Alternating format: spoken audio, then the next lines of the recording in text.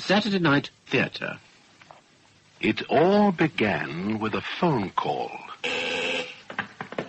Police Station, Cambridge. Inspector Buller speaking. Police? Oh, please come quickly. It's young Mr. Fraser. He's dead. I took his breakfast and he's lying on the floor. It's horrible. What address? Horrible. It's murder, I know it. What address are you speaking from? 23 Copper Street. He was only an undergrad. This was his first term at the college. And 23 Copper Street? No, hurry, please. I can't bear it. I'm still in the house and nobody... All right. Now, calm down. I'll be over, and don't touch anything. Please, hurry. I don't know what... Sergeant. Sir? Emergency call. I'm taking Walters and the police surgeon. Yes, sir. Anything interesting, sir? I don't know. It might be murder. Murder? I said might be, Sergeant. Oh, yes, sir. Sorry. Stand by at the desk. Very good, sir.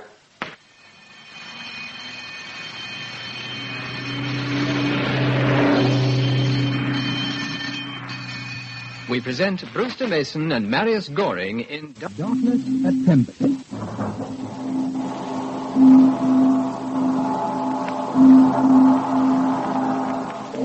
Not that I ever took murder for granted. You don't see enough of it in a university town like Cambridge. Besides, it was only a starting point. The moment where reality suddenly and unpredictably hinged onto dream. It touched off the fuse for nightmare.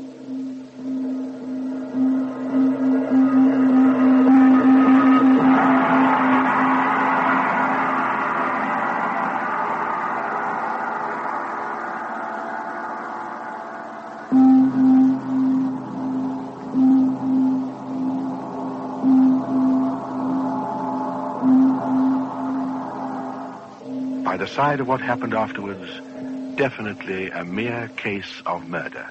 Blown his brains out, sir. He's in the bedroom, on the floor. We haven't touched him. Thank you, Constable Walters. I've locked the landlady in the dining room. Bit hysterical. She's cooling off, though. An undergraduate called Fraser, shot between the eyes in his rooms. No witnesses, no weapon. Time of death between 8 and 9 on the evening before. I looked at the body and talked to Fraser's landlady. And then I got an urgent call from my sergeant. I was to go round at once to St. Bernard's College, directly opposite young Fraser's rooms. Hello, Inspector. You found it all right? Yes, Sergeant. Dr. Wilder's looking at the body, sir. Oh, who is it this time? Mr. Beeden, one of the history dons. A bullet through his head. Business picking up. Well, Doctor. Looks like suicide. The gun was in his hand. May even have been the same weapon as killed young Fraser. Here on the table, sir. Automatic with a silencer. Only one set of prints on it, Beeden's. The old town's waking up at last, eh? You're a bloodthirsty brute, Wilder. Well, we haven't had a beano like this since that razor job. Anyway, I thought you liked a good murder. I like solving them when I get a chance. Is there anything else on this? They both died about the same time, if that's any help. Not later than 9 o'clock last night. Well, sir... It's all right, Sergeant. There's no need to burst. Out with it. Oh, I was just going to say, sir, that, that clears it all up, doesn't it? Does it? Well, sir, I wouldn't jump to any conclusion, but, well, young Fraser was shot from a distance, Beeden from close up. If they were both killed with the same weapon, Beeden must have shot Fraser and then come back into college and shot himself. Yes. Why? Well, the motive will crop up, sir. You get some queer fish in these universities. You may be right, Sergeant.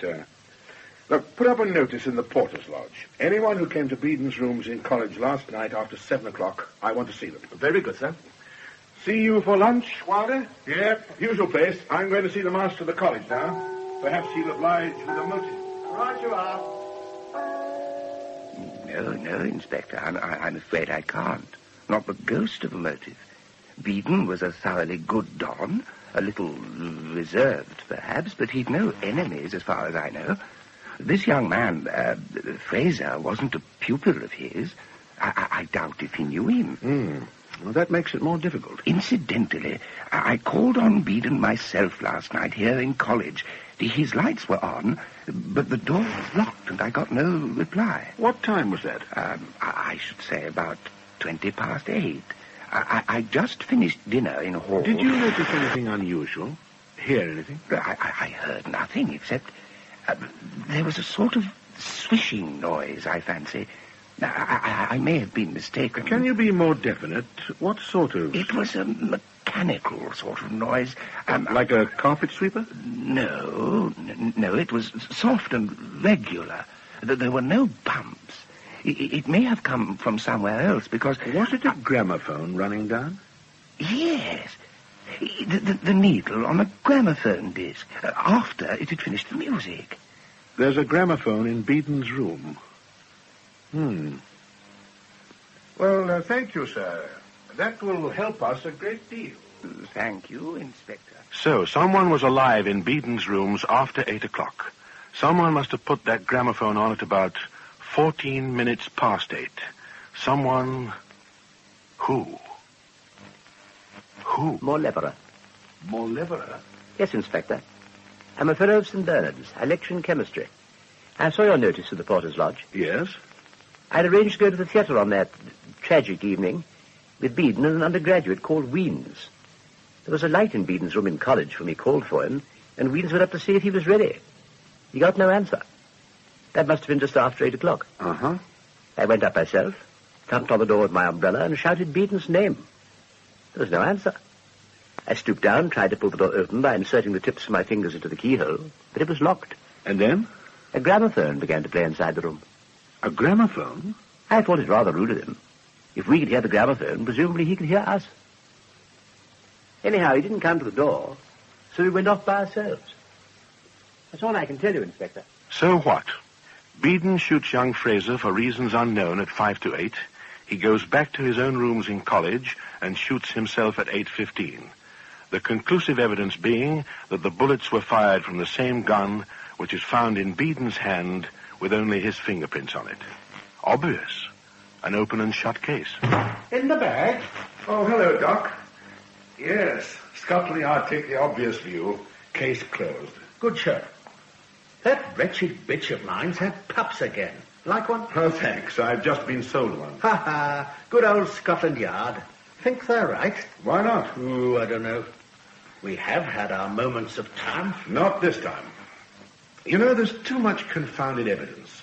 You crawl about on your hands and knees looking for the damn stuff, and when you've got it, you can't make head or tail of it. I don't get this case at all. But the Yard do. Oh, the Yard. They blow you up? Told me I waste too much time on irrelevancies. I've got to learn to discriminate. That's nothing new. Discriminate? Have you seen the evidence? How the blazes am I supposed to... Look, here. Look. Look at these. Photograph? The tone arm of Beeden's gramophone. Very pretty. You coming round tonight to listen to a spot of Mozart? Oh, hang Mozart. Look at that photograph. Well? I want to know how on earth Beeden put on that gramophone without leaving any fingerprints on the pickup arm. It's the old-fashioned kind. You have to lower the pickup onto the record by hand. Well, there must be some sort of a mark. Well, the arm's been carefully wiped. Do you see it? Except for a slight smudge underneath. Yeah. The catch that starts the record's been wiped in the same way and is also marked underneath, but this time with a distinct line. Now, why should Beeden want to release that catch with a piece of string? Go on. Discriminate. I wish I could... No comment. Anything else? The automatic. If you had shot somebody, carried an automatic across the street, put it down to play the gramophone, picked it up and shot yourself, would you have left only one set of prints? He may have wiped it for some reason or other. Oh, that's quite likely, but even then, when he picked it up for the last time, he would have changed his position in his hand to get a grip of it, you know. Now tell me who shot them both. Oh, you be damned. No, now why? Why do people start gramophones with string? String is the basis of mechanics. Pulleys, ropes, chains, cranes. String is also used for fastening and for operating from a distance. We pull a string to discharge a cannon. Now, I don't believe that gramophone had anything to do with it. All suspects cleared? Or weren't there any? Once you entertain suspicion, Wilder, you can suspect anybody. I suppose so. Oh, perhaps I just need a holiday. Matter of fact, I had a letter from Sir Charles Darcy this morning. Sir Charles? Yes, he wants me to go up to his place in Derbyshire, Pemberley, this weekend. If I can wind this up... I haven't seen him since... for years. And that charming sister of his, Elizabeth, isn't it? Yes. She still live there, too? Yes, I believe she does. Ho-ho! Then we must definitely see you clear by the weekend. What the blazes do you mean? Ho-ho! Just that a holiday in Derbyshire will do you good. Oh, yes. If only I can get this confounded case off my mind. Look, Wilder, do me a favor. There may be something we ought to have noticed and haven't. Just in case, I wonder if you'd think over that post-mortem again. I have. Any little thing that you have, I have. And? You're the most selfish man I know. You go on and on about yourself and your own little neuroses. Well, now that you've purged your soul, I may as well tell you. Know what I did yesterday? What? I bought a pig. Oh, for heaven's sake. I bought a pig, and I slaughtered it. Though its epidermis was not characteristically human. Oh, please. I shot it dead, first of all, at a distance of 4 feet. Then I shot it point blank. Then I cleaned the gun and shot it first of all point blank, and again at 4 feet. In each case, the second wound was fouler than the first, no matter what the distance of the discharge. Go on. The history don, Beeden, was shot before young Fraser. I said that Beeden was shot before young Fraser. Yes, go on. I've redissected both Fraser's wound and Beeden's. Fraser's wound was the fouler. I've corroborated from microscopic examination of the bullets. So Beeden was shot first. That makes a difference, Wilder. In fact, it makes all the difference. Discriminate, huh? Case reopened. Come on, let's work it out. That holiday in Derbyshire? That'll have to wait. Here, pencil and paper. Now, come over here. This is going to be interesting. Right. Now then, let X be the murderer. We know that young Fraser didn't commit suicide, so let's see what follows. Come in. Inspector Buller. Come in. I have a rather grave matter to discuss with you, Mr. Mauleverer. May I see you in private? Certainly, certainly. Have some sherry. No, thank you. I'll do without a drink. As you like. Well, I hope you don't mind if I drink myself. I've just been lecturing. Makes one so thirsty. Well, now you've come, I hope we'll have a pleasant chat. I doubt it, sir. Really? Why did you kill Beeden? My dear Inspector, I hope you don't go about saying this sort of thing to everybody. If you wish to, you can report me to my superiors. Now, don't go off like that. I don't take any offense. But you really can't go about accusing people of murder without telling them why. I shouldn't have come. I'm sorry. No. Are you free for an hour? We might take a little walk towards Granchester while you explain yourself. Look, there's no point. I made a mistake in coming. And nevertheless, you won't retreat it by going. Now, you must explain yourself, you know, in common decency. I have no common decency, not in my profession. Come along, just a short walk. If you expected to get something out of me when you first came, why shouldn't you expect it still? Come, take your hat. Oh, you came alone. Well then, come, Inspector. I have something to tell you.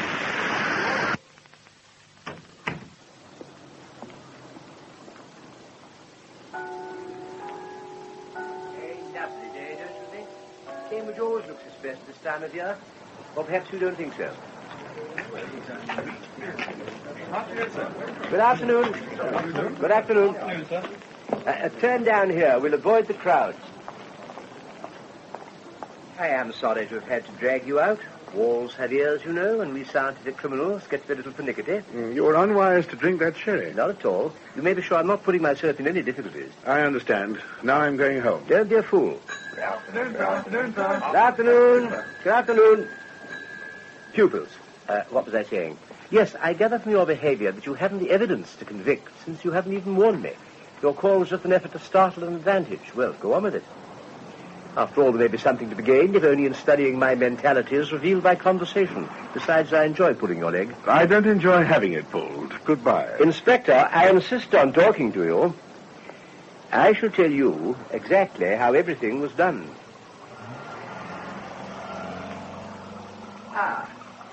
We can lean on the bridge and bask. It's quite comfortable. I don't think I shall bore you. Here, I think. The delights of punting. Sailing down the river, Inspector? When I was a boy, I used to lean over this bridge and drop pebbles as the punts glided underneath. It was usually someone asleep on their back, and one is so defenseless in a punt, don't you think? What do you want to tell me? Quite a lot. Quite a lot. Now, I suppose you've established the priority of the wound by the autopsy. You'd never have thought of looking into that so closely if it hadn't been for an accident. It was that wretched pick-up arm and catch. Go on. I wanted to kill Beeden because I believed the master was getting shaky. Beeden would have taken the master's place if he'd survived him. Now I shall get it. I'm poor, you know, and there's your motive. I wanted to make it suicide. I got hold of an unregistered Belgian automatic. It might just as well have belonged to Beeden as to me. And then I made my plan about the gramophone. I proposed to prop the pickup arm on a thin tripod of ice standing on the record, so that it would be knocked over when the record started. Then one only needed to release the catch for the needle to fall on the record, which was already revolving. It had the sound of the chap I was with, as though somebody was putting it on, quite normally.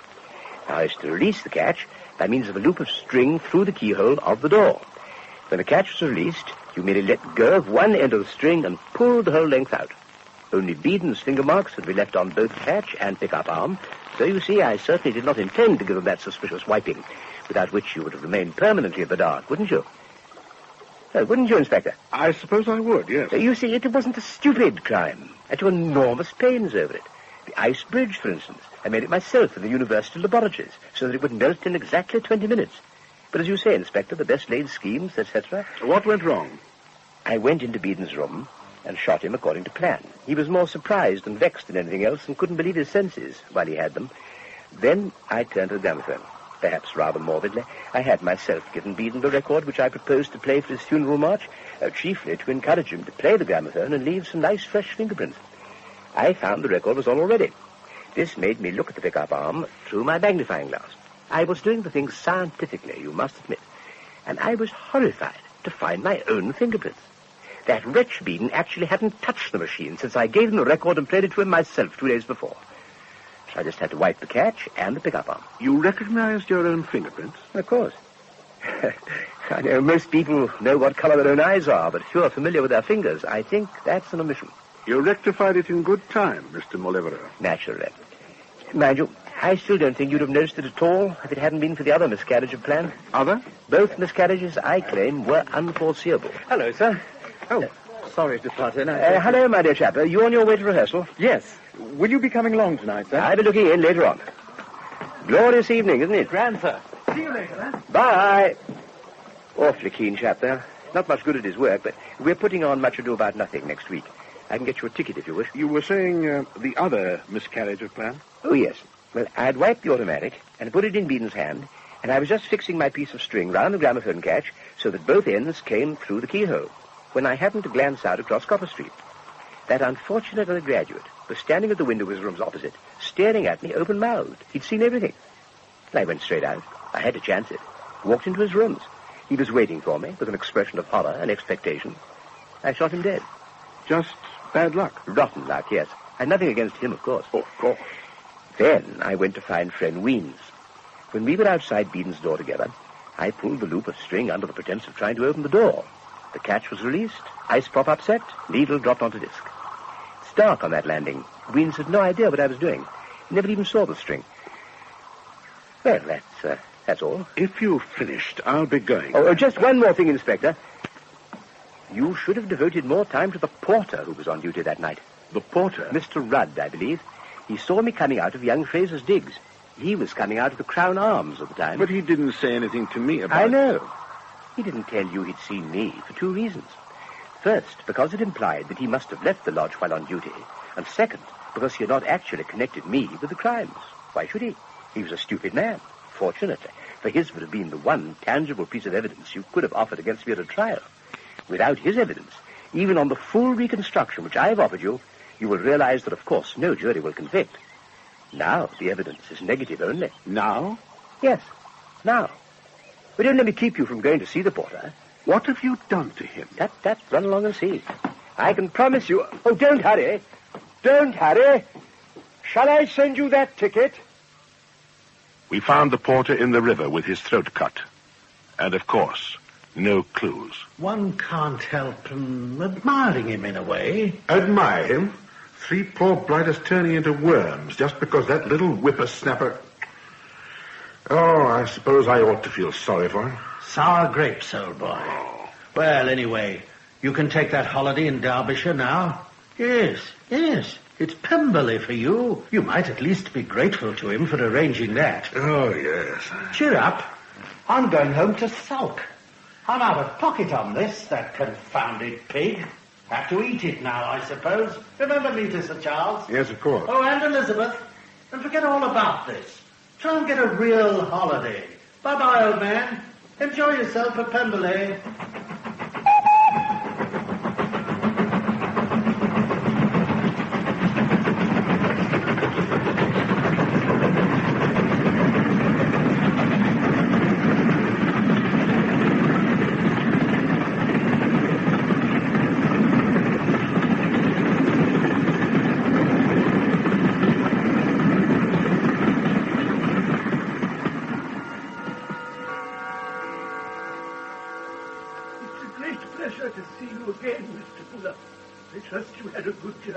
Thank you, Kingdom. Yes, I did.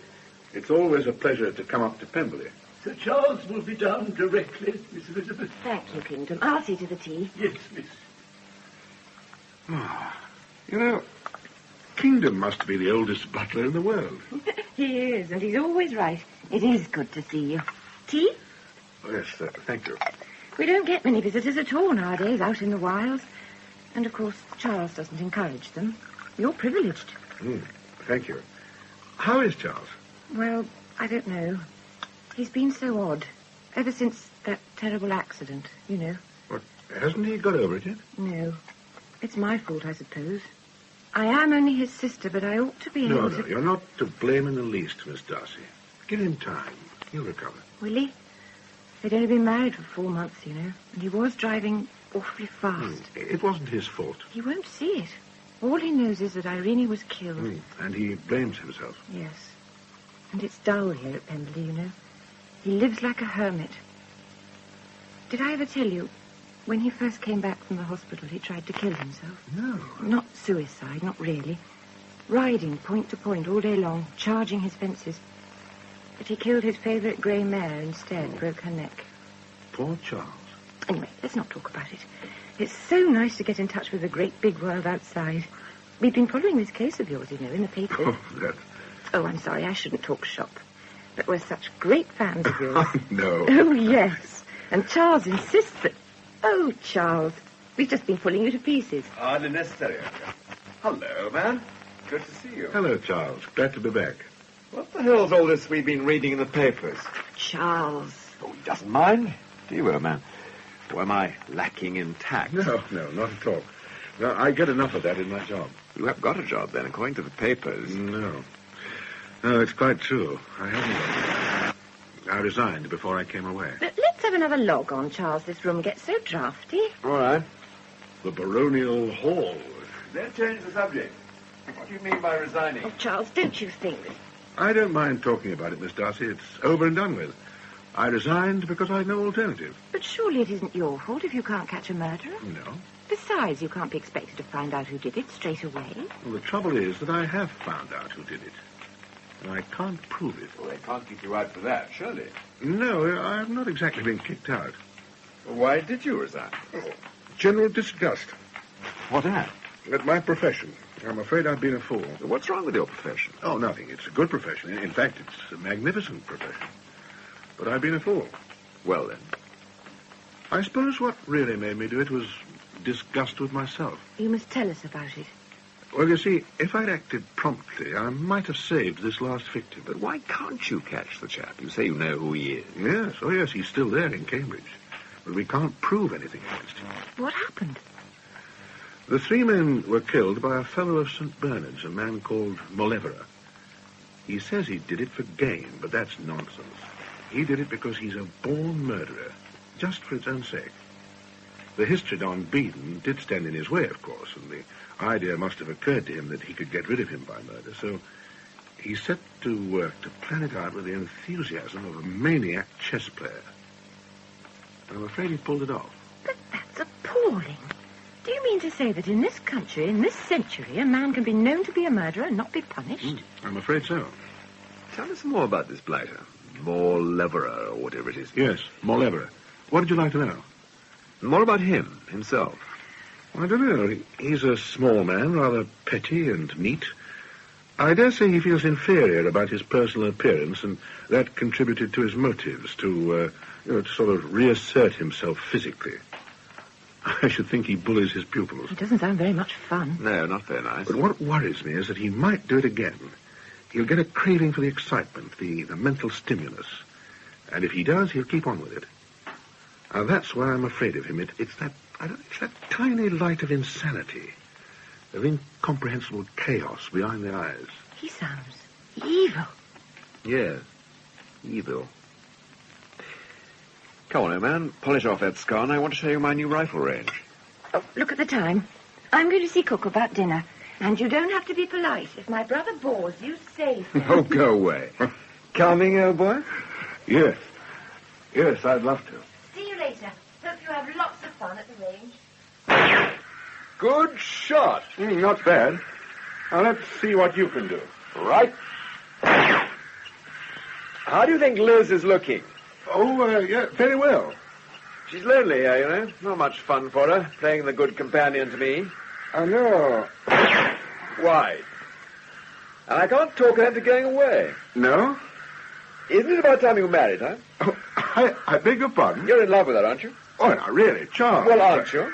I have a great regard for Miss Darcy, naturally, but... And she's crazy about you, my dear chap, so what are you waiting for? You must admit it's pretty hard lines on the poor spectator. You and Liz see each other once a year, so for 2 weeks every spring, I can't get a word of civilized conversation out of either of you. You sit and eye each other like a couple of frustrated sheep. I suppose you think it's beneath her dignity to marry a policeman. No, it's not that. If you don't intend to marry her, you should be ashamed of yourself, keeping the poor girl on tenterhooks.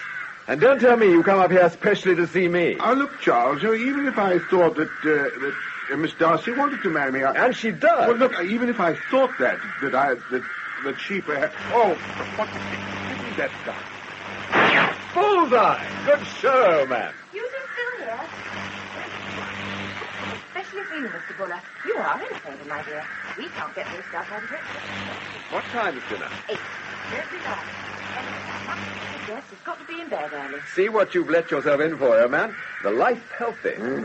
Liz says you've got to get in a good hour's steeplechasing every day before breakfast. Sounds wonderful. Wonderful or not, it's decided. You can forget all about Cambridge and your miserable old maniac. You're on holiday, and it's going to be good if it kills you. And it probably will. Up at the crack of dawn, eh? Oh, well, nothing like it. As Liz would say, you don't have to be polite. Come on, old man.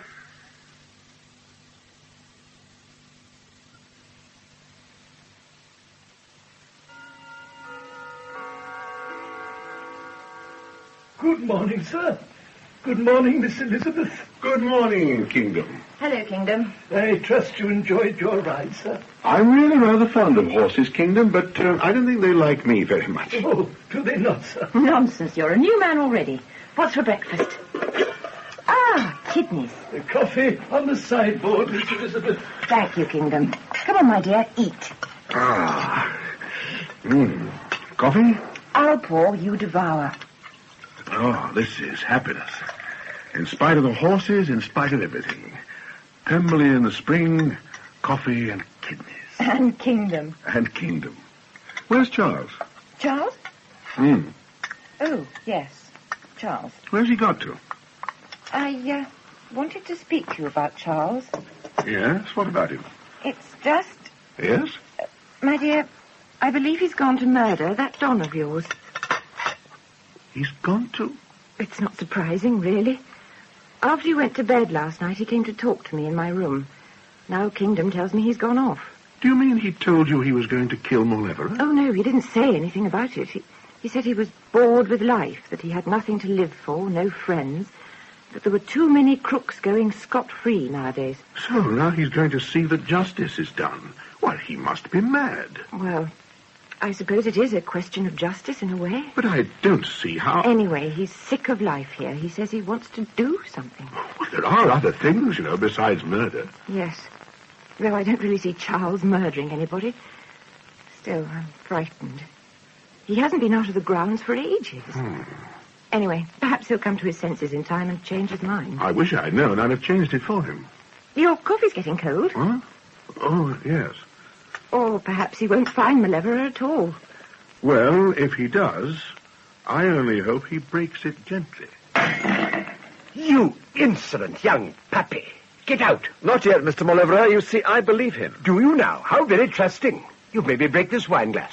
I think you're as sizable a swine as I ever wish to meet. You are impudent. Does the truth offend you? If what you heard is the truth, you may find me dangerous, or hasn't that occurred to you? Apparently I am quite clever. Small boys kill flies. It doesn't make them clever. Dare to... As for being dangerous, I agree you are, in the same way as a snake. But you won't be much longer. My dear Sir Charles, if Scotland Yard can't do anything, I'm afraid you don't stand much chance. Why don't you run along home? Your conversation may be considered brilliant in the backwoods. I find it childish. Well, I said you were vain. If you had anything to be proud of, but you haven't. Not a single decent impulse. It's a contemptible sort of vanity, isn't it? Get out. So contemptible that I'm going to rid the world of its presence. And how are you going to do that? I'm going to kill you. What a very humanitarian thought. I take it that you can think. I know what I'm talking about. Or hasn't it occurred to you that I might kill you first? I'm giving you 1 week to live. Why, you bumptious little puppet. Do you think you could talk like that to me? To me? Well, try to kill me by all means. Go on, try. I wish you luck. By God, you'll need it. One thing, though, before you start. Make your will. Be sure to do that. Make your will, Sir Robin Hood. Now, get out.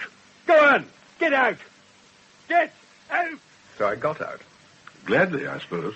Yes, the whole thing made me feel sick, but once I'd started, I had to go through with it. Now I've had time to think it over, I don't feel so perky. I suppose I was a fool. Yes. And what are you going to do now? I don't know. I can't just hide behind a bush and pot him sitting. That would seem rather silly. Damn silly. But after all, he didn't give the history Don Beeden a fair fight, or young Fraser, or that porter. Wouldn't it be fair to give him a taste of his own medicine? It'll be fair enough, but I can't do it. Oh, good old sporting standards. So now you're stuck. Yes, you seem to like rubbing it in. Oh, yes, of course, I'm delighted. Now, the best fun will be explaining to my late colleagues how you came to be murdered. What do you mean? If you want a fair fight, my dear man, you're going to get it. Only it won't be fair.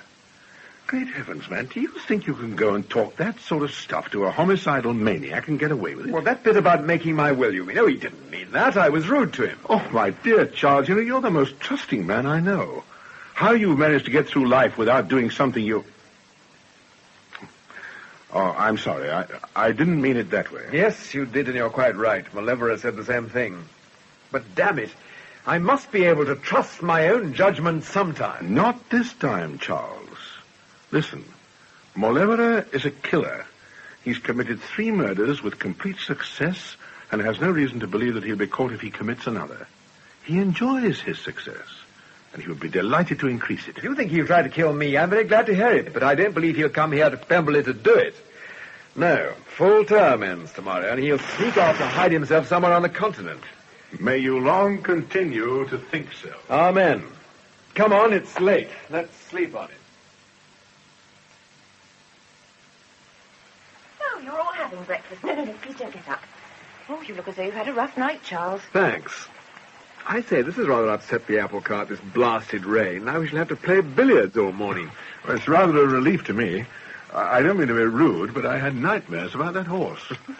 I wasn't at all looking forward to meeting it again. I'm glad you said that. I couldn't agree more. But I thought you were mad about it. Well, our visitors always go on so about the joys of country life. They expect us to adore everything about it, so we pretend to out of politeness. Oh. Frankly, I hate horses. When I think of what I went through yesterday morning... Out of politeness. I'm speechless. Marmalade, please. Thanks. Incidentally, old man, your friend Malevola nearly had his chances spoiled for him this morning. What do you mean? Well, I was out by the stables before breakfast, and a tile came off the roof just as I was passing. Missed me by inches. A tile? Yes, came at a hell of a bat. I was lucky not to... Where are you off to? You wait there. Oh, you can't go out without a coat. Can't he? Ah, shouldn't have said anything. I suppose he thinks Mauleverer is taking pot shots at me from the stable roof. Charles, do you think... Not a chance, I get. Old Buller's got professional nerve. Trouble is, he's nothing else to think about. I tell him it's high time he married you. It'd do him a world of good, but, Chiz, you didn't. Of course I did. It's true, isn't it? If it is, it's nothing to do with you. Well, I have to put up with the pair of you. Oh, he must have been frightfully embarrassed, poor dear. You know how sensitive he is. Buller's sensitive, good God. Of course he is. Anyway, why should he if he doesn't want to? Well, of course he wants to, the poor fish, and he's afraid to ask. I think you better propose to him, Liz. Clear the air all round. That's out of the question. Yes, he'd probably think you had designs on him. He'd be frightened off for life. Though what you could possibly have designs on, I can't think. You're revolting, Chiz. Telling him... Shut up, now, girl. Here he is. Well, old man, did you find the dreaded maniac lying out there with a catapult? More or less. Oh, your coat's wet through. Take it off this minute. What do you mean, more or less? Well, the stableman has looked at that roof. He says the tiles are as sound as they were when they were first put on. There's absolutely no reason why that single tile should have been dislodged. Do you mean to say... Our friend has come into residence. Oh, come off it, old boy. Charles, you just don't know this man. You've met him once, and you both said you'd kill each other. Now you're not so keen on the idea, so you think he'll fight shy of it, too. Well, he won't. I do believe you want the chap to kill me just to brighten up your holiday. Don't be ridiculous. Look, whatever we want or don't want, you've raised a hornet's nest. And we poor chumps have no alternative but to guard you as though you were the Bank of England. I absolutely refuse to be coddled on the off chance that some miserable maniac may be after me. What is there to be afraid of? We don't know, except that Mauleverer will try to kill Charles. I'm quite certain about that. How? Your guess is as good as mine. He'll certainly have to kill Charles in some way which leaves himself beyond suspicion. So Charles will have to be killed. I hope this doesn't depress you, Charles. No, I get quite a kick out of it. Charles will have to be killed either so that he seems to have died a natural death or by an accident. I suppose it would be all right when we get used to the idea. Now, look here. Granting all that, and granting that Mauleverer is lurking about the ground somewhere, which I don't believe for a moment, what then? What are we going to do about it? Well, will you take my advice? Let's hear it first. No. Either you believe me and consent to act under my orders, or you must go your own way. I utterly disbelieve you, and I'm quite content to go my own way. Charles. Damn it all, it's my affair. It's between me and Mauleverer. If we're going to take pot shots at each other, that's our business. I shall leave by the next train, and I shall notify the police. You'll have a posse of constables on your doorstep. Now, look here. Charles, please. It's serious, Charles. Of course it is. We can't just sit back and wait for you to be killed. Supposing I get him first. You don't even know where he is. But it's against the rules, old boy. I said I'd kill him myself. I didn't say I'd rally all my chums to help me. I'm talking about protecting you, not killing him. But this is intolerable in my own house. Charles, please. Oh, go on, for heaven's sake, and don't bully. Right. Now, we're going to search the house and grounds. Then you are going to be locked up in your bedroom till further orders with a guard inside and outside it. I hope I shall be allowed out occasionally, every third armistice day or something. Seriously, we can hardly keep the poor thing locked up forever. I know. He deserves to be, but we can't. But he's going to be locked up for the next 6 days, because if I know Mauleverer, he'll try to kill you within the week you gave him to live. That would strike him as a neat joke. And if he doesn't? He's patient enough to wait for years. So what? So, after this week, I'm afraid we shall have to do what you said. And what was that? Kill Mauleverer. Oh, for Pete's sake. No, I can't let you be mixed up in this. Of course not. It's my affair. It's our affair. We have the misfortune to be your friends and relations. I'm surprised at you, old man, an ex-minion of the law, suggesting that we... Damn it, Charles. Do you think I want to kill the man? I don't want a skeleton like that in my cupboard. What else can we do but kill him? But you can't. Apart from the fact that it isn't done, it's 100 to 1 we shan't pull it off. Anyway, it's in self-defense when you come to think of it. That doesn't make it right. And besides, it's Charles' funeral, not yours. I absolutely agree, so shut up, both of you. I am going to find Mauleverer now, alone, to kill him with my bare hands. Don't be a fool. We can decide who's going to kill him later. The first thing is to prevent him killing you. Let's search the house. Oh, all right. I'll get the staff together. You are the most infuriating guest I've ever had in my life. I shall never invite you to Pemberley again.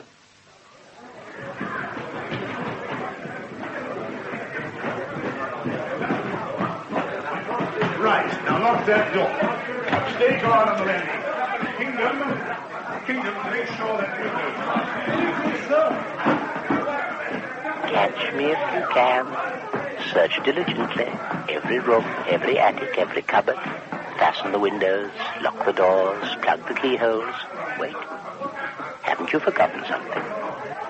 Get a ladder, Smith, will you? I think there's a lock up here. Quite right. Leave no stone unturned, Inspector. It's a big house, Pemberley, isn't it? It'll be a long job, even with how many of you? Butler, chauffeur, gamekeeper, the servants, and the cooks, 7, 11. It'll take you all morning, all afternoon, because you can't afford to miss anything. Right, now the grounds. Kingdom, you wait in the main hall. Now the grounds. Leave the butler to guard the main hall. Be sure he locks the door. It's getting dark. You should really have warned him to put the lights on. But of course he's lived at Pemberley all his life. He doesn't believe anything can go wrong. But hurry, Inspector. It's getting dark.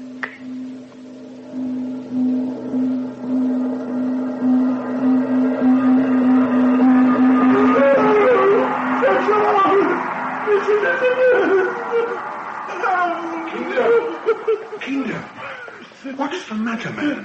What's up? It's Kingdom. I saw it. Dreadful it was. What did you see? A pair of hands, white hands. Pull yourself together, Kingdom. What is it? What's he seeing? Kingdom, what did you see? Hands, white hands, and it laughed. What laughed? Did you see his face? His eyes, horrible great eyes, staring. Was the front door open? No, sir, I locked it inside like you told me. I was standing in the hall. Damnation, we'll have to search the house again. Turn all the lights on. Check on every window, every door, every room. Yes, sir. Smith, go around the outside of the house with a torch and see if any of the windows are open. Yes, sir. What's this? He must have dropped it. Toothbrush. Oh, what the devil did he want with a tooth? Here, let's have a look at that. It's mine. Yes. How the blazes did that get on here? It was in my room. Give it to me. But, I'll take it if you don't mind. all right, but Charles, do you think Smith could get over to Cambridge in the car and be back before breakfast tomorrow? well, yes, if it's important. It may be. I'd like to send this to a friend of mine. It's just an idea. Okay, go ahead. I've checked with the staff, sir. All the downstairs windows are locked, but Sir Charles's window's open at the top, and so's yours. So either he got in through a second-floor window to get the toothbrush, or he filtered through the wall. Are there any secret passages, Charles? I don't think so. No ghosts? Not that I know. Now what? I don't know. I don't know. Well, I do. We're going to have some dinner. I'm famished. Me too. Come on. You can plan your campaign over the game pie. I can never think on an empty stomach anyway. I suppose we may as well. Lead on. Bread for you, Charles. Thanks. Oh, thank you, Kingdom. This looks good. Lobster soup, sir, your favourite. Is it? Oh, yes, so it is. How do you know? You said how fond you were of it the last time you were here. Did I, by Jove? Kingdom, you deserve a medal. Oh, no, sir, not me, sir. It was Cook. She never forgets. What did I tell you? Well, I'm deeply touched. Kingdom, you and Cook had better share that medal. Yes, sir. Thank you, sir. Your soup, Sir Charles. Thank you, Kingdom. Sorry about the scare you had. Oh, it wasn't what you'd call a scare, sir. Just unusual, if you know what I mean. We do. It's always been so peaceful here. And then tonight, if I may say so, sir, it was not fitting. No, absolutely right, Kingdom. Sorry, anyway. Well, what are we waiting for? Tuck in. No, don't touch it. Lord, what a fool I am. Why don't I think of it before? Think of what? The soup. It may be poisoned. Poisoned? Really, old chap, what are you going to think up next? Listen, Charles. Look, I'm damned if I'm going without my soup just on the off chance that some half-wit's been putting poison in it. Charles, do you think... Anyway, if he had, we'll jolly soon find out. But, Charles, don't be such a... Kingdom! Kingdom! What the devil's wrong with this soup? The soup, sir. Yes, the soup. It's foul. I'm sorry, sir. I'm afraid Somebody's been mucking about with it, and it's not funny. Oh, no, sir. Well, I'll have to come round, sir. Yes, please do. Charles, are you all right? Yes, of course I'm all right. Did you swallow any? Of course I did. It was a revolting, confounded. I do believe you're at the back of this, Buller. You're just trying to scare me. Oh, not guilty. Anyway, you still look all right. Of course, it may take time to act. If it's strychnine, your toes will gradually begin to curl up. If it's laudanum, you'll be speechless before long, which will be some slight relief, I must say. But then it may be prussic acid, in which case you'd be dead already. Charles, you're such a fool. Oh, shut up, both of you. Cook's here, sir. Oh, hello, Cook. Come on in. Good evening, sir. Now then, Cook, is there any reason why the soup should taste odd tonight? No, sir.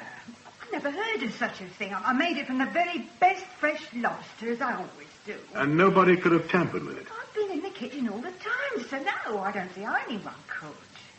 Look, this is the basin. I'll mix it in. Still half full. Let me look. Have you got a spoon? Yeah. Thanks. You won't find anything wrong with that, sir. Must have been after it left the kitchen, because... Well? Cake of soap? Well, I never...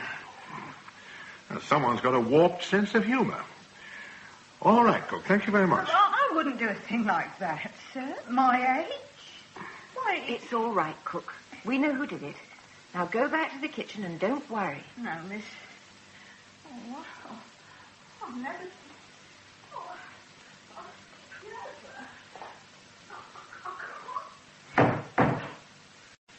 Well, Charles, you see what I mean? All right. All right. Now what? Well, we may as well get on with dinner. But... I think we're safe enough now, for the time being. Moliver is just showing us what he can do if he sets his mind to it. Playing on our nerves, you mean? Roughly that. Anyway, I don't think he'll poison us tonight. It'd be too much of an anticlimax. No, I think we can enjoy our game pie in peace. But we'll have to live on tins from now on. Exactly. Now, for the immediate future, it's vital that we give Moliver as few chances as possible. We've got to close all loopholes. So I'm going to sleep in your room, Charles, and we'll take it in turns, 4 hours at a stretch. Right. Miss Darcy, you must lock your door and keep your window shut. Don't open the door unless you're sure who's outside. There isn't any danger, but we must work out a system. Of course. Good. Well, we've started in earnest. I seem to have put my foot well and truly in it, oh boy. I'm sorry. No, that's all right, Charles. We'll sort it out all right. I don't know how, but we will. Anyway, there's nothing else we can do for the moment, except wait.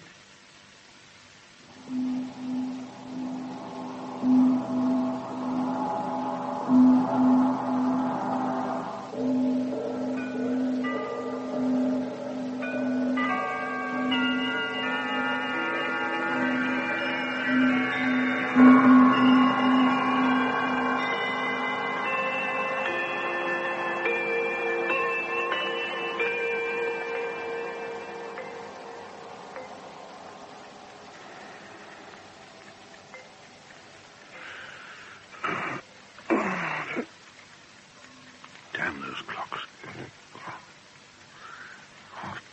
2:30. What's that? Oh. Getting jumpy.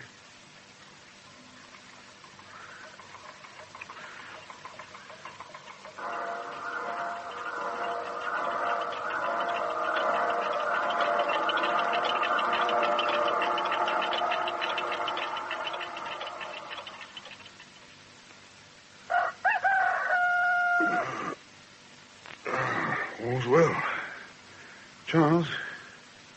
Charles, wake up. It's morning. What's that? Oh, morning? Oh, morning, good morning. And what a morning. Miss Darcy, you remember Dr. Wilder? Of course I do. Hello. Hello, Miss Darcy. My dear Wilder, how nice to see you again. Boat race day, wasn't it? Must have been years ago. Didn't Oxford win? How are you, Sir Charles? He's the fellow I sent the toothbrush to. As a delicate hint, I thought in rather bad taste. Incidentally, I am gate-crashing. Nonsense, you're very welcome. But you must be absolutely exhausted. Driving through the dawn, yes. I'll fix you some coffee. Thanks. Help yourself to breakfast. Grand. Well, come on. What about it? That's what I want to know. You can't have an expert opinion without fee. I'm afraid this isn't public property. Bootlegging or murder? Sorry, it isn't my secret. Well, the toothbrush is mine. Forgive my abruptness, Miss Darcy. But Buller's so punctilious that he has to be stampeded into everything. Yes, Here's your coffee, Wilder. Oh, thanks. Well, actually, it's up to you, Charles. Go ahead, old boy. Nothing to hide. Wilder's safe, isn't he? If he's as keen as all that, he'll be jolly useful. Can we put him up, please? Certainly, if you'd like to stay, Doctor. Oh, but it isn't exactly a house party. If it was, I wouldn't. Good man. Now, who's murdering who? My dear, the whole house is a shambles. Splendid. I shall give everybody a certificate of death from natural causes. You finish your breakfast and don't talk so much. I'm listening. Why is everyone being so jolly reticent? There's nothing secret about it. It's Malevolent. Malevolent? He's here somewhere. He's trying to bump me off, and I'm supposed to be doing the same for him. Better and better. But Buller won't let me. He locks me up in my room, and I miss all the fun. Now, Wilder, what about Charles's toothbrush? Oh, it's yours, is it? Yes. Well, I hope you haven't used it lately. It's simply crawling with diphtheria. Diphtheria? Yes, fun, isn't it? Fun? Charles? It's all right, Ergo. Malevolent's idea of a joke, I suppose. Yes, not a very good one. Natural death. That's what you said he'd do yesterday before it happened. Yes.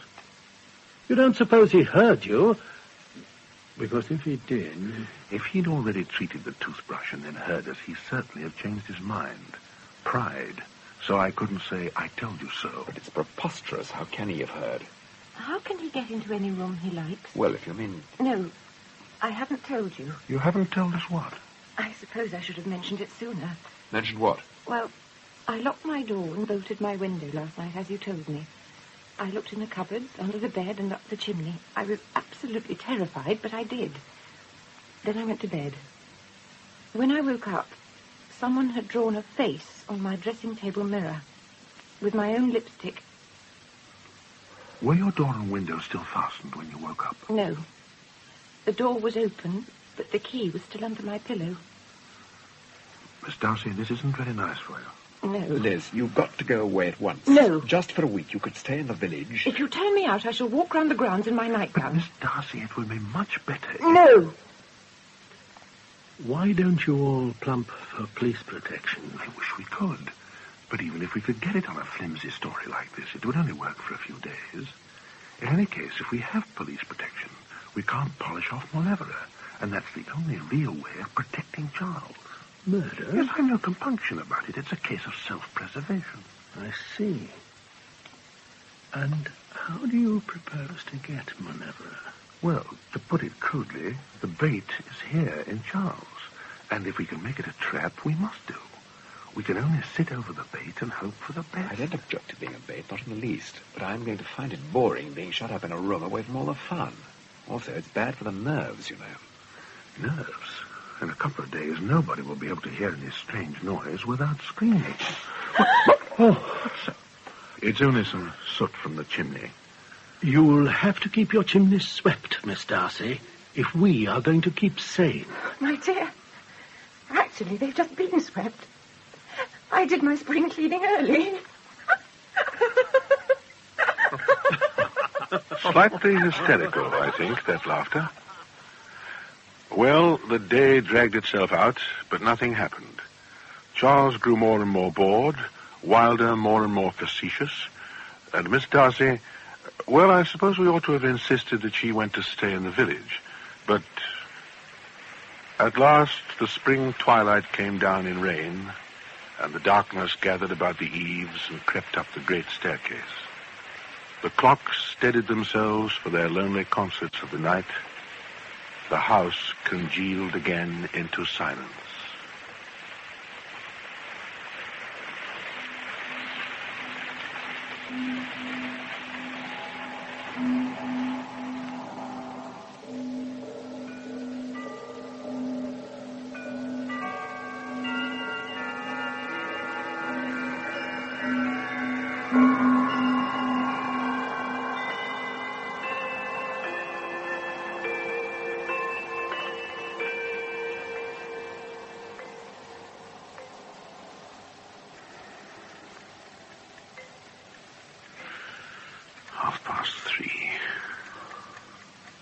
Why the devil doesn't he show his hand? The inhuman patience of clocks.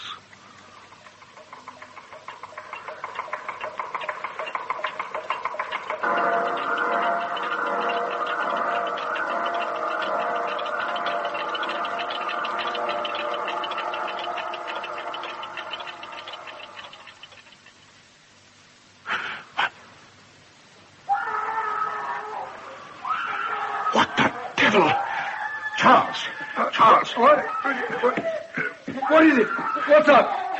It's across from the servants' quarters. Get a coat. Come on. I'll be right with you. What the blazes is going on? Kingdom, did you hear that scream? What the blazes is going on?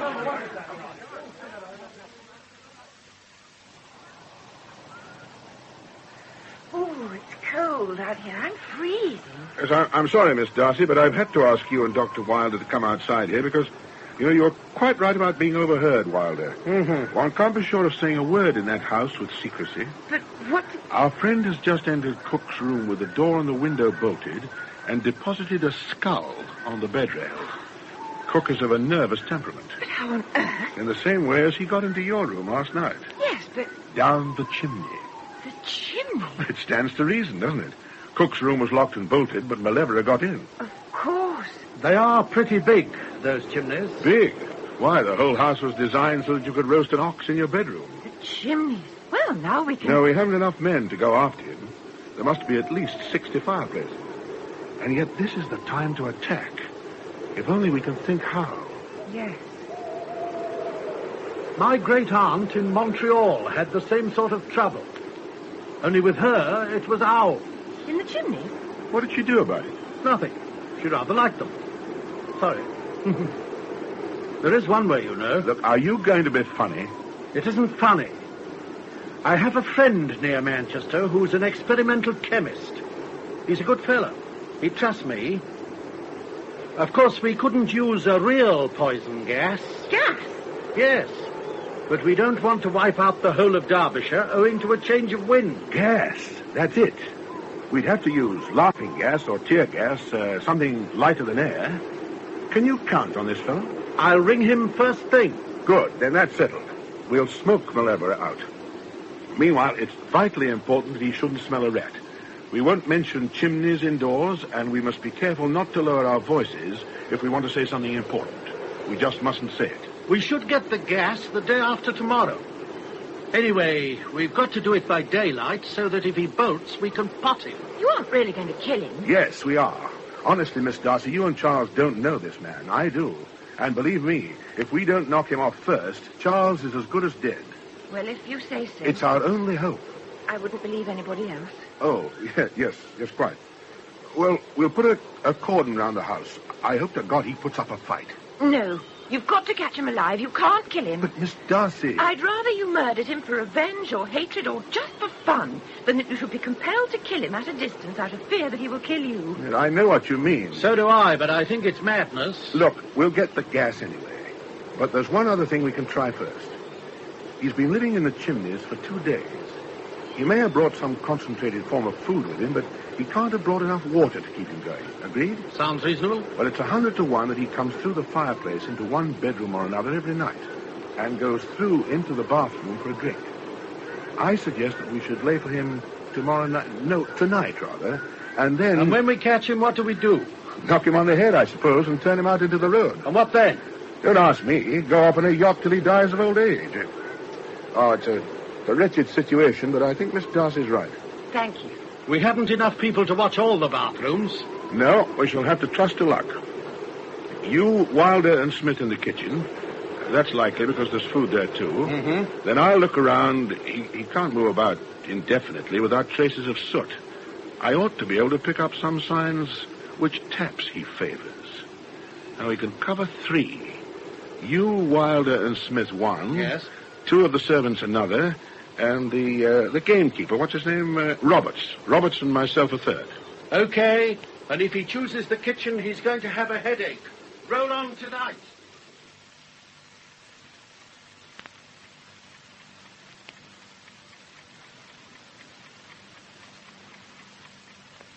Sir? What is it, Roberts? Something stood in the doorway. I waited for him to come in, but he cleared again. I've been into the other room, but there's nothing there. Are you sure? I saw him playing, his hands before him in the darkness, and his eyes big like an owl's. Why did he go away again? Your watch, sir. Huh? Oh, damn. Are you sure you saw him? He was a black creature in the black of night. There's somebody moving about outside in the passage. Yes, Kingdom's there. Kingdom never moved like that. What is it, then? Something dragging. Hark. It's stopped now. This is no kind of a game. Either you've got nerves or I'm wasting my time. Oh. Kingdom. Oh, my Kingdom. I looked, sir, on the door. He must have written it while we were in there. No water drinks blood. Oh, God. An old man like that. What's the matter? What's going... Oh, God. Do we call in the police? My God, I'm going to... Charles! Wilder, ring up your friend. I want that gas by this afternoon. Tell him to make it lighter than air and lethal.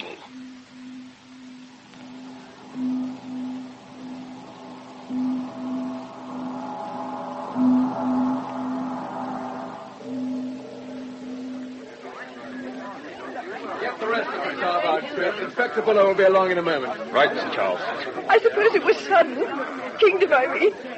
He couldn't have known what was happening. He hadn't even time to cry out. Oh, what an inhuman beast. What a devil. Oh, jeez, I don't remember a time when there wasn't kingdom at Pemberley. Don't cry, Liz. Liz, darling. Of course we shall go for him now. You haven't told the police. No, we'll do it ourselves. This would never have happened to him if it hadn't been for us. The staff's ready, Sir Charles. Right, Smith. Is everyone ready? Good. Quiet, everybody, please. You know why I've called you all together? You're all armed. We are going to close and bolt all the windows and doors, and Dr. Wilder is going to release a poison gas in the hall and the main chimney stacks. You'll be posted in a cordon round the house. If this man tries to make a bolt for it, I want you to shoot him dead. Shout if you get him, and I will finish him off if necessary. We are doing this for the sake of Sir Charles's safety. Does everybody agree and understand? Good. Now the gamekeeper will instruct you which positions to take up. Go to it, and good luck. The windows are all shut, and the cylinders are in the grates. Good. There's no danger outside. It'll go straight up. I only hope nobody will elect to fly over Pemberley. Well, I'm going to start. We'll give it 2 hours. Right.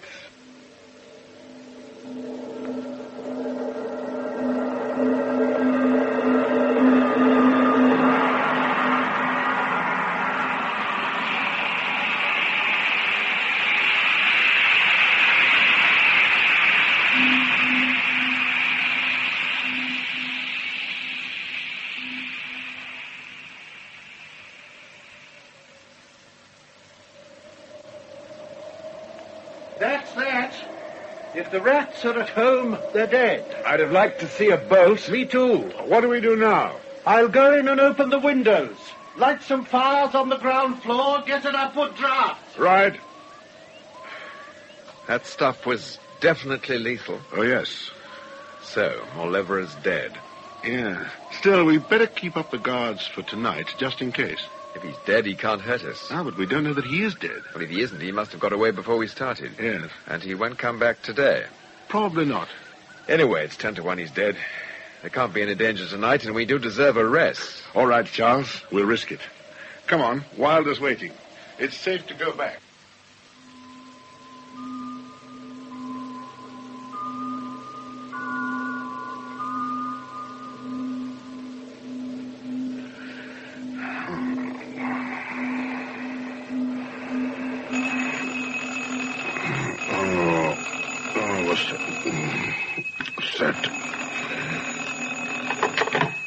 Hello? Hello? It's Smith, sir, from the garage. Yes? What's the matter? The Bentley's just gone out, sir. Is it all right? When? About 5 minutes ago, sir. Well, who was driving, did you see? I couldn't make out, sir. Which way did he go? Towards Burton. Get the other cars out. Warm them up. Right, sir. Wilder! Wilder! What is it? The Bentley's just gone out. It must be Malibury. He's got 10 minutes start of us if we hurry. Get coats, sweaters, trousers, anything warm. Right. Charles had better come. We can't leave him alone. Besides, we shall want all 3 cars if we're going to cover the crossroads. I'll get him. And I'll get Miss Darcy. Hurry, we've got to move. Miss Darcy. Darcy. Elizabeth. Elizabeth. We're all ready. Smith's got the cars out. Is Liz ready? She's not here. Not here? He's taken her with him. In the car, man. Come on. Come on. Smith and I will take the coupe, Charles the sports car, and you take the saloon, Wilder. Okay. He's heading for Burton-on-Trent. At Burton, Wilder, you turn east and explore the Ashby de la Zouche road. Right you are. Charles, go north to Uttoxeter. Right. Stop anybody you see and inquire. We'll go straight through to Lichfield. Report by phone to Pemberley whenever possible. We'll keep in touch that way. Right, Smith, I'll drive. Good luck.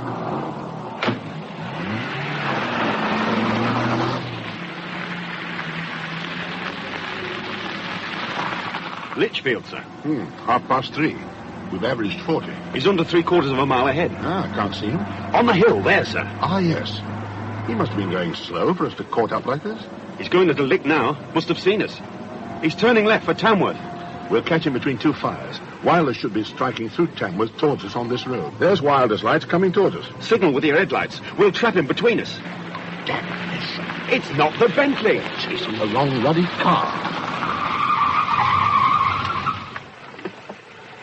Wilder, I've been chasing the wrong car. He must have switched off his lights and gone on to Sutton Coldfield and Birmingham. We'd best follow up.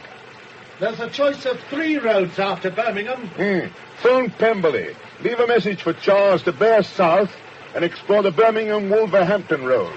You make for Worcester, and we'll bear southeast for Warwick. Okay.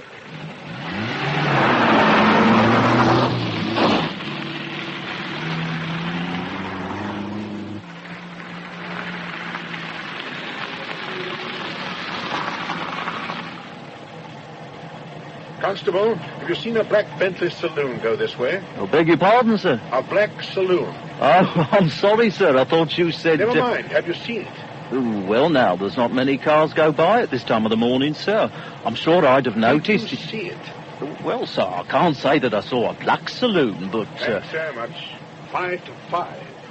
I'll ring Pemberley from Warwick.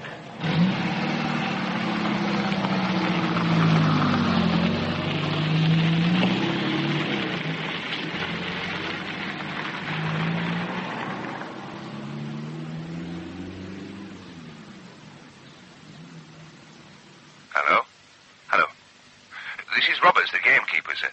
Message from Dr. Wilder. The Bentley has taken the Worcester Road, and Dr. Wilder is going to Tewkesbury.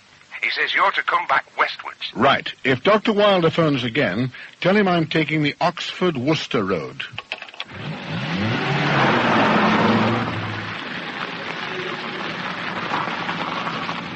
Chipping north. Average 60. We'll phone again from Broadway.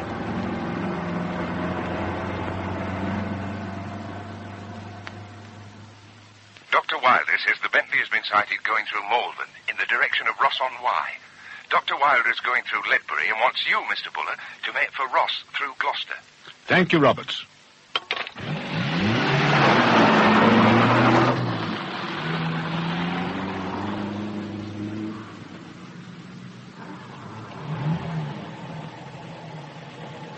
I put in 7 gallons, sir.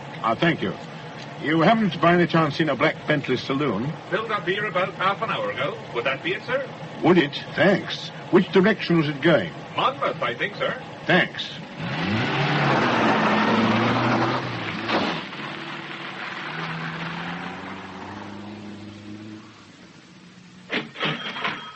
Why, yes. There was a gentleman in not an hour ago. In one of them long motor cars. Black. What did the gentleman look like? Oh, a medium-sized gentleman, I think. Clean-shaven? Yes. So far as I remember, he... Glasses? Oh, yes. Orange-rimmed. Which way did he go?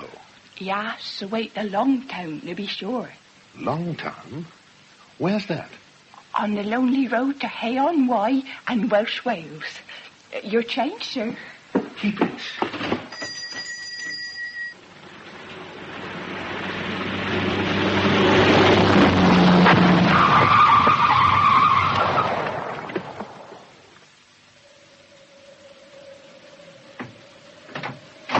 Damnation. Now what's wrong, Smith? Puncture. Flat as a pancake. Oh, that's dished it. Not a village within 9 miles in this godforsaken country. Look at those nails on the road. Quite half a crown's worth. God, he chose a marvelous place to maroon us in. All them mountains. Yes, the Black Mountains, they call them. Oh, well, come on, I'll lend you a hand. He's led us here by the nose, sir. He must have waited for us every time we lost the scent. Would you think, sir, that he wanted to entice us away from Pemberley? Oh, yes, that's it, of course. But I suppose he thought we'd leave Sir Charles unguarded. Oh, no, he can't have been such a fool. There's something else at the back of this. What the blazes does he want with Miss Darcy? What's he done to her?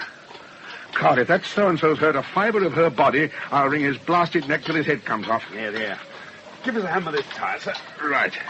Now, then we'll phone up and leave messages for the others and make back for Pemberley.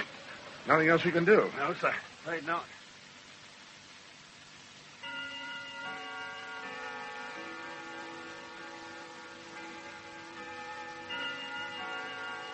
You smoking? No, thanks, Wilder. Look here, I've been thinking. Haven't we all? Well, we can't let this go on. Listen, we know how you feel about Elizabeth, but you mustn't let yourself get rushed by your feelings. Be reasonable. If Mauleverer meant to kill Elizabeth, he'd have killed her already. And if she's alive, then he's probably going to use her as a hostage. Swap her for me. Yes, but we've got to wait. See what happens. Think what he may be doing to her now. Oh, bosh. Elizabeth can look after herself. And if he is going to use Elizabeth to get at Charles, then's our chance. As soon as we hear from him, we shall know where he is and can act accordingly. At the moment, we can't do a thing. And you've got to face up to it. Wilder was right, of course. We couldn't move an inch because we hadn't the faintest idea where Mauleverer was or what he was doing. We didn't discuss it anymore. None of us felt like it. We went to bed in sad disquiet. I was far too tired to sleep. I'd almost forgotten how to. My brain was swinging in my head whilst the imagined road of last night's chase swung to left and right before my smarting eyes. I was driving a car endlessly at impossible speeds along roads which forked and turned in every direction.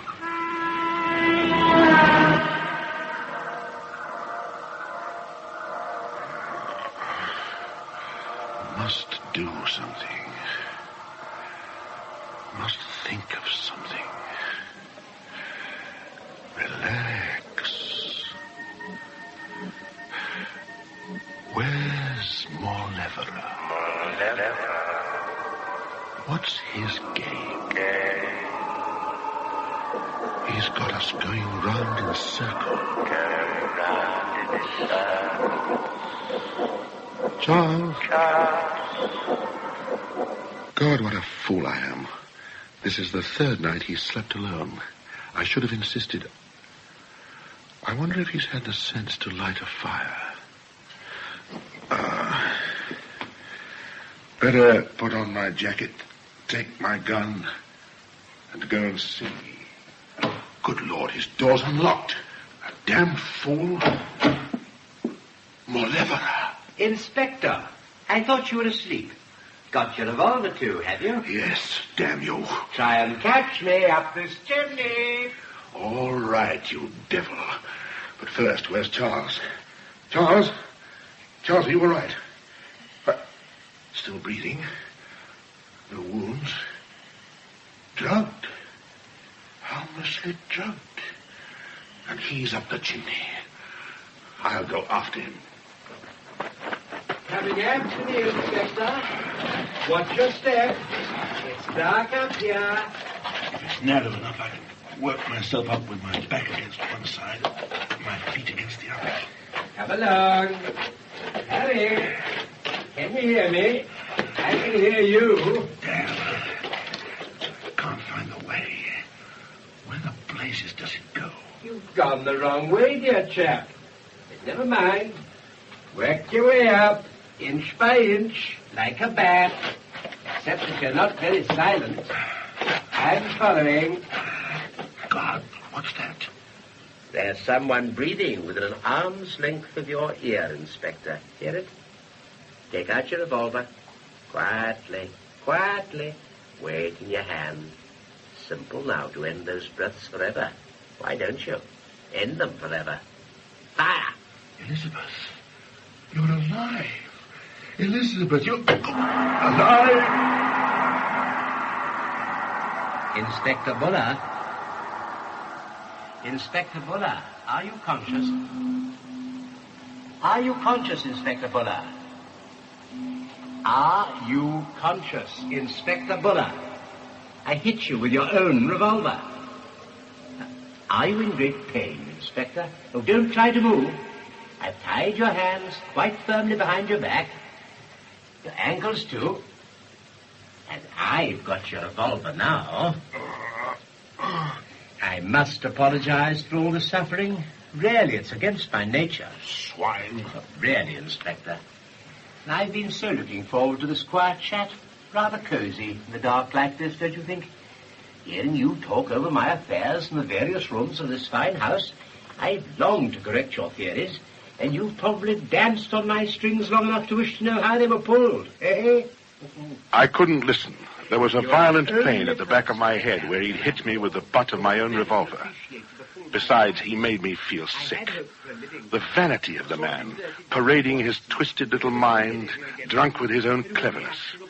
But he insisted on telling me the whole story, every detail. He had to. We murderers seek our fame, he said, yet fame for us must be anonymous. Ah! He reminded me of a gloating and eager spider. Evil. Because you were quite a promising pupil. I arrived here on the night of Sir Charles's visit to Cambridge, fully equipped. My black chimney clothes, charming, don't you think? But of course you can't see them. And a pair of white gloves, so that I could see when, where, and if I was getting dirty. Dirty people leave traces, you know. Fortunately, our hostess had only just swept her chimneys, so it was easier than I anticipated. However, I was most careful. Whenever I left a chimney for a room, I used to brush myself in the grate with this soft clothes brush. I was doing that when I sat for some time with the kitchen grate between your friends Wilder and the chauffeur. I flatter myself that I didn't leave many traces. I also brought ropes and a gas mask. You might have given me credit for that much sense. After all, in a chimney, one is usually in contact with the fumes of coal gas, at least. Whether I wanted to listen or not, I had to. He meant me to know that he was clever, and in his way, I suppose he was. But to what purpose? I suppose I was justifiably annoyed to think that he'd kept one step ahead of me. I ought to have been sorry for him, but I couldn't be. He went over all the ground again, pointing out with glee where I had miscalculated, how I had failed in the battle of wits between us, and ascribing any inadequacies on his part to bad luck, as he had done the fingerprints on the gramophone and the student in the opposite room. The little affair of the skull was unfortunate, of course. Bad luck again. The cook woke up just as I was putting my skull on the bed rail, and I had to leave in a hurry. I hadn't time to unlock the door. Unfortunately, because since the door and window were locked, you were forced to the conclusion that I must have entered by the fireplace. And so the next night you tried to trap me at my drink, and I was compelled to give you a warning lesson. And the next day, oh, your amusing gas attack. I slept through it with the greatest comfort. You thought that I was either gassed or gone. I was neither. And it was delightfully easy for me to steal into the room of the sweet Miss Darcy here, treat her with an innocuous drug, and bring her up here. She's been here all the time. That's why I led you that dance to Wales, of course. But I had to get you out of the house. I really couldn't have had you poking about in these chimneys today. Highly successful journey, I may say, though I had the greatest difficulty in keeping you on my track. But now to business. Sir Charles. Now I have to dispose of him, you know. Tonight. I have to. Murder him. The knife, I think. He's lying innocuously drugged, waiting for it. But first, you and your lady, my mannequin. What are you going to do with her? Oh, not with her alone, Inspector. I have a treat in store for you both. You remember asking if there were any ghosts in Pemberley? What of it? The answer is no. The dead Darcys press very little upon the house. We shall see now whether the mysteries of Pemberley may not be increased by a little, whether the memory of me, her only genius, may not be kept green by succeeding generations. I should like the story of a lover and his lass to add amongst the others. What are you going to do? Listen, Buddha, I'm going to carry you down now, one at a time, and hang you both in the kitchen chimney. Not so as to strangle you, you know. There's a convenient ledge where I can truss you. The cook will light the kitchen fire, I suppose, the time before the household rises. I don't suppose the fire itself will burn you. Though it is a large fire and a large grate, and it may roast you very uncomfortably. Your deaths, I should say, would take place within the hour and from suffocation. If they search the chimneys when Charles's body has been found, they ought to find you dead. On the other hand, they may never search the chimneys after all. They will have no reason to think that Buller is up a chimney. In whatever case, I'm quite content. Miss Darcy will have the satisfaction of dying in her own home, surrounded by her own servants. They'll be within a few yards of you, searching for you, or going about their business. And if you were not to be gagged, how easily you could call out. If you were not bound, how few steps would take you to safety. And I shall have the poetical stimulus of reflecting upon the Glam's legend at Pemberley, and of thinking of the old sooty bones wedged safely but forgotten in the bosom of this lovely house. He'd finished. He'd said his little piece, held the limelight for an hour. There was no applause, but he didn't need it. I think he even liked me in a way. I was his public, the follower of his meteoric career.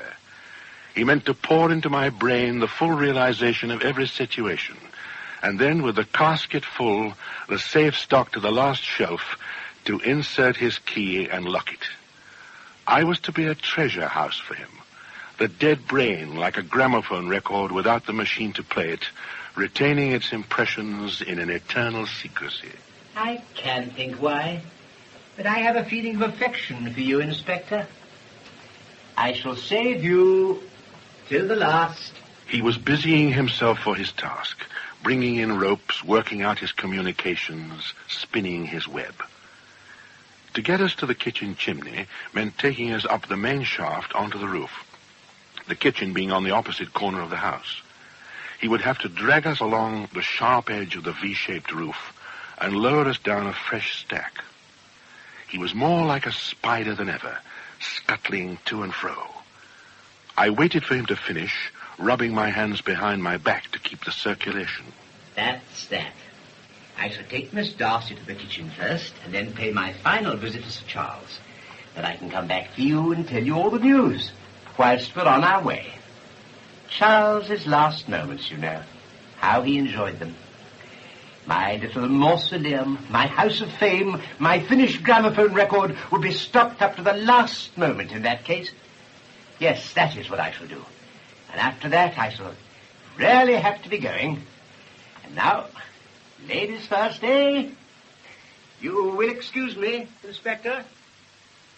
That's what I was waiting for. For all his cleverness, Morlevera was no expert in tying a rope. Somehow I had to intercept him before he could get to Charles, and surprise was the only weapon I had. After all, he'd got my gun. I worked myself up towards the sky. The stars were out, and the tang of the wind before dawn freshened me as I rose above the chimney. I writhed out onto the roof and curled myself behind the brickwork and waited. Not for long. Morlevera came towards the chimney chuckling and put his hands on the ledge. I rose to my full height, and we were face to face. You gotcha! Oh, no, you don't. You won't get me. Give me the gun. Give me the gun. I'll teach you. Oh, damn you, no, you don't. Right. Take your gun. Goodbye. No for Miss Darcy. No, you don't. And I've got the gun now. Damn, missed him again.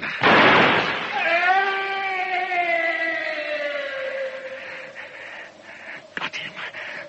By God, I got him. Elizabeth. God, I must get to her. Miss Darcy. Elizabeth. Thank God. Just a minute. I'll take out the gag. There. Oh, darling. No, it's all right, darling. It's all right. He's dead. Charles. It's all right. He's all right. Everything's all right. Now, look, let me help you. This way. There's nothing more to worry about. It's over. It's all over. But Everett's dead. Oh, thank God, darling. Thank God. It's all over. All over, including the shouting. A happy ending, of course.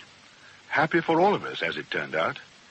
Charles, rid at last of the brooding melancholy which had hung over him for so long.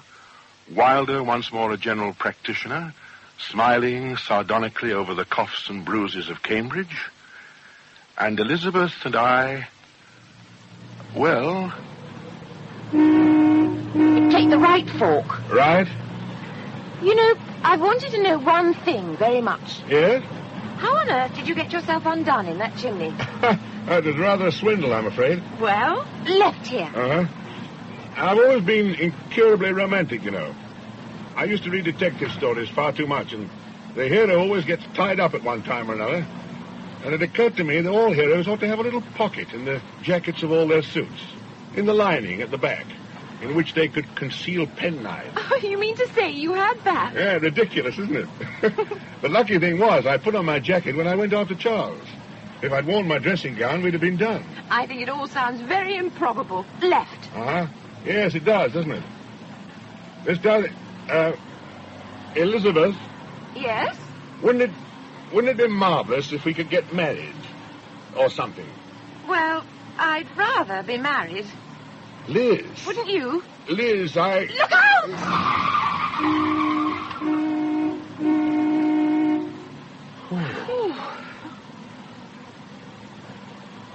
Do you know, darling, I don't even know your Christian name. No, I know, Liz, but, well, you see... What is it? It's, Leonidas Jeremiah. Oh. I shall call you Buller. That was Darkness at Pemberley by T.H. White, adapted by Donald McWhinney from the novel of the same name. The part of Malevero was played by Marius Goring, Inspector Buller by Brewster Mason, Sir Charles Darcy by Peter Howell, Elizabeth Darcy by Susan Edmonston, Dr. Wilder by John Sharp, and Kingdom by Rolf Lefevre. A Cambridge landlady was played by Betty Huntley Wright, a cook by Diana Olsen, and a shopkeeper by Bonnie Harrell.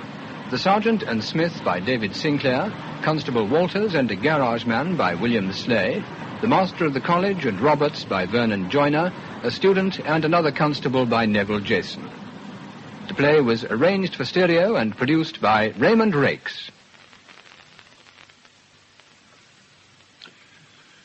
Their production of Darkness at Pemberley will be broadcast again on Radio 4 on Monday afternoon beginning at 3:05, when once again it can be heard in stereo.